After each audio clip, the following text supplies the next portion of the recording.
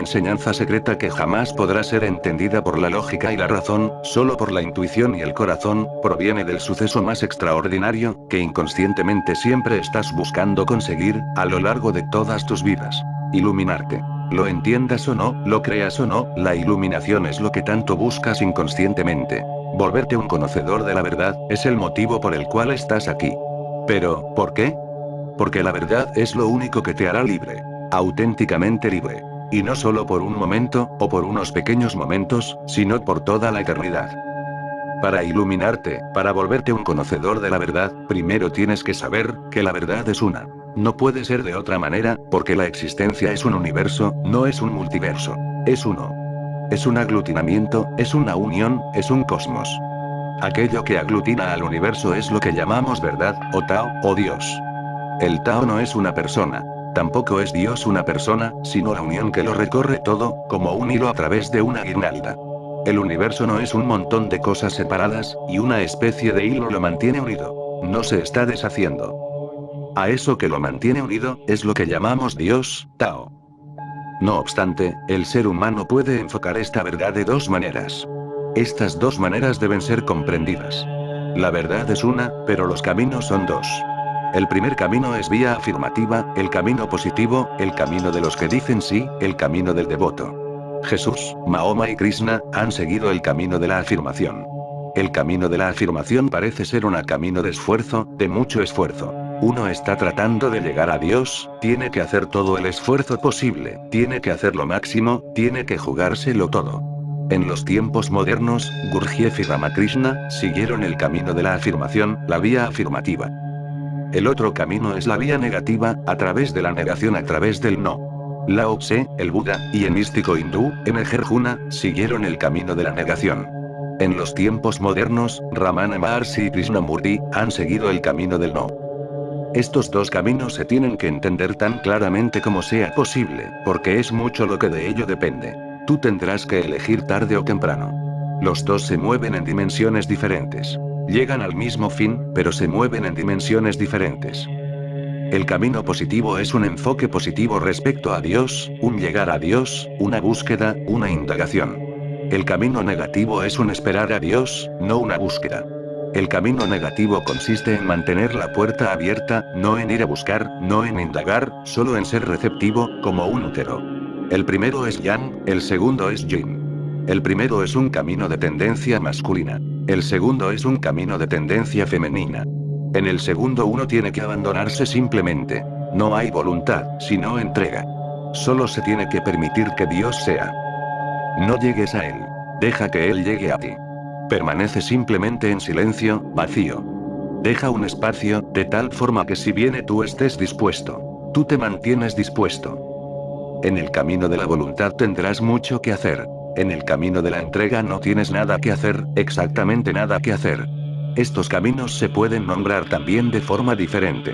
El primer camino puede decirse que es el camino del asceta. La palabra asceta viene de la raíz griega ascesis, que quiere decir ejercicio. Muchos métodos, muchos ejercicios, metodologías, yoga, técnicas, son factibles. El segundo camino puede llamarse el camino del místico. No hay ejercicios, no hay métodos, no hay tecnología. En el primer camino, el tiempo es una necesidad. Tú no te puedes iluminar inmediatamente. Los métodos requieren tiempo, los ejercicios requieren tiempo, la preparación requiere tiempo, y tú tendrás que esperar por muchas vidas. La iluminación será gradual, no puede ser súbita. En el camino negativo, la iluminación puede ser completamente súbita, puede suceder en este mismo momento. El tiempo no es necesario, porque el ejercicio no es necesario. Tú no tienes que ir a sitio alguno. Simplemente tienes que sentarte en silencio, simplemente tienes que abandonarte. No necesitas esperar. El camino del místico es misterioso, no se puede explicar. El camino de las zetas se puede explicar. Es muy científico, muy lógico. Se puede explicar paso a paso. Se puede analizar, dividir en pasos sencillos. Los pasos se pueden hacer tan pequeños, que todo el mundo puede darlos, incluso un niño. Pero el camino del místico es muy misterioso, de ahí que se le llame el camino místico. No existe la posibilidad de grados, de pequeños pasos, sino de un salto cuántico, de un salto a lo desconocido, súbito, como un alumbramiento. Naturalmente, no puede ser explicado de forma lógica. La mente lógica se encontrará perdida. Es necesaria una gran comprensión, no basada en la lógica, sino en la intuición. Se necesita una mente ilógica, aventurera, que pueda sobrepasar todos los pasos, que esté dispuesta a ir hacia lo desconocido, que tenga el valor suficiente para dar el salto. En el primer camino vas paso a paso, moviéndote hacia arriba. En el segundo camino, tú simplemente das un salto al abismo. El abismo no tiene fondo, está vacío, es la nada absoluta. Tú desapareces. Estos dos son los caminos, y cada persona tiene que decidir en lo más profundo de su ser, cuál le atrae más. Es difícil decidir, pero hay que decidirse, de otra forma tú puedes seguir haciendo cosas que no van a tener significado alguno. Si puedes dar el salto, entonces no hay necesidad de que practiques el yoga. Si no puedes dar el salto, entonces no tiene sentido que solamente te quedes a la espera. En el primer camino, el mayor peligro viene del ego, porque tienes que hacer mucho, y si eres muy egoísta, te volverás un hacedor, y el ego se convertirá en tu barrera. Uno tiene que hacer, pero sin fortalecer el ego. En el segundo camino, el aletargamiento es el problema.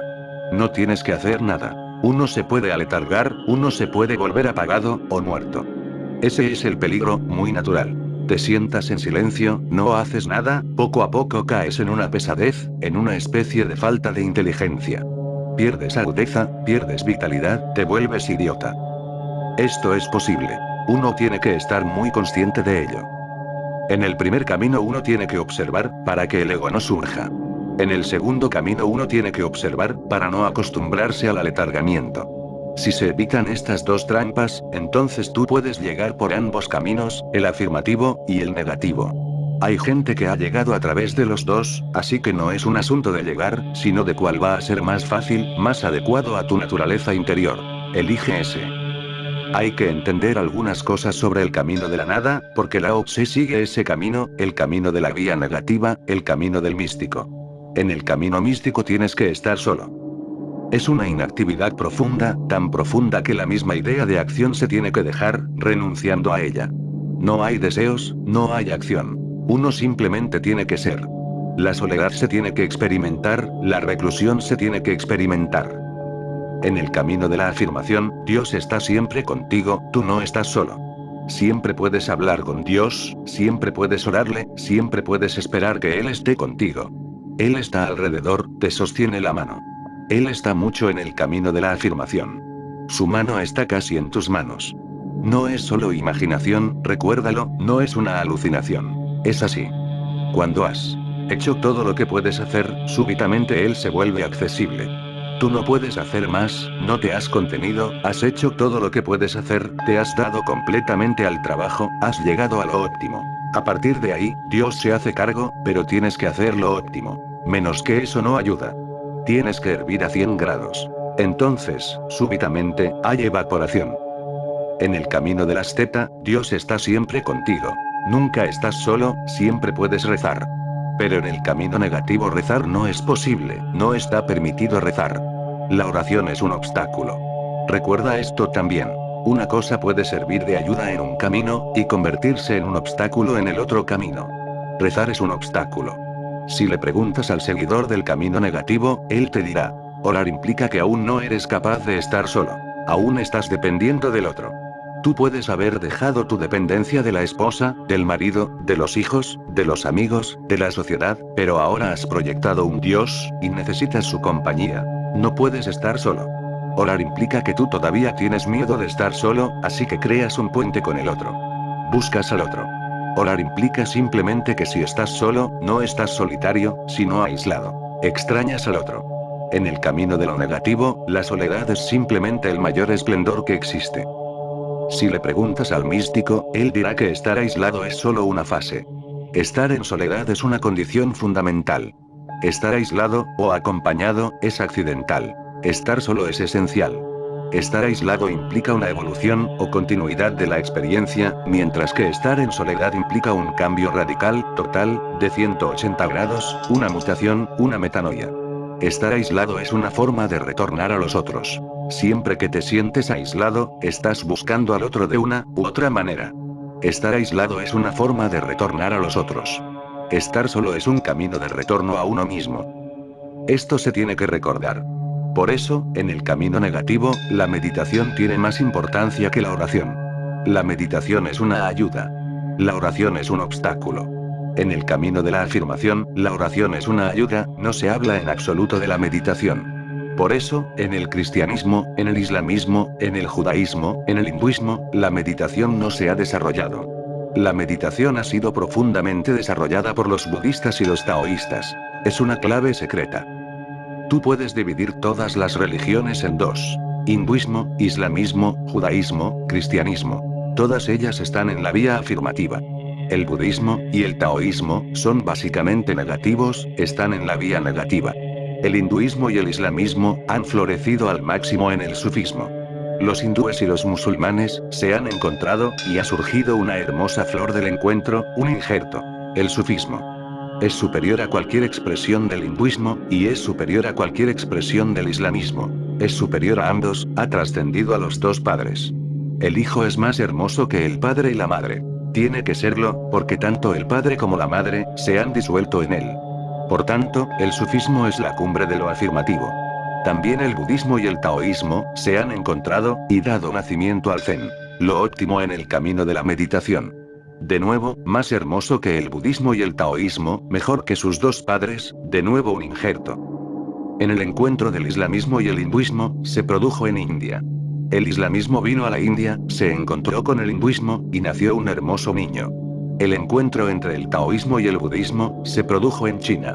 El budismo fue a China, se encontró con el taoísmo, y nació un hermoso niño, el zen. Si todas las cosas desaparecieran del mundo, y solo pudieran quedar dos, el sufismo y el zen, nada se perdería. Son los crecimientos máximos, pero de dos caminos diferentes. El sufismo no es más que oración pura, el recuerdo de Dios, y el zen no es nada más que meditación. La palabra zen viene de la raíz sánscrita, dhyana. Primero, la palabra dhyana se convirtió en jhana, porque el Buda solía hablar en pali. Dhyana es jhana en pali. Luego, de jhana pasó a chan, en China. Más tarde se convirtió en zen, cuando llegó a Japón. Pero, ¿qué significa dhyana? Significa estar solo, simplemente, absolutamente solo. Ni siquiera en la compañía de un pensamiento, uno es solo un espacio, puro, transparente. En esa pureza uno lo consigue, Dios penetra interiormente. Cuando tú estás preparado para estar tan vacío, Dios se adentra. El sufí busca de Dios. El discípulo zen espera, Dios viene.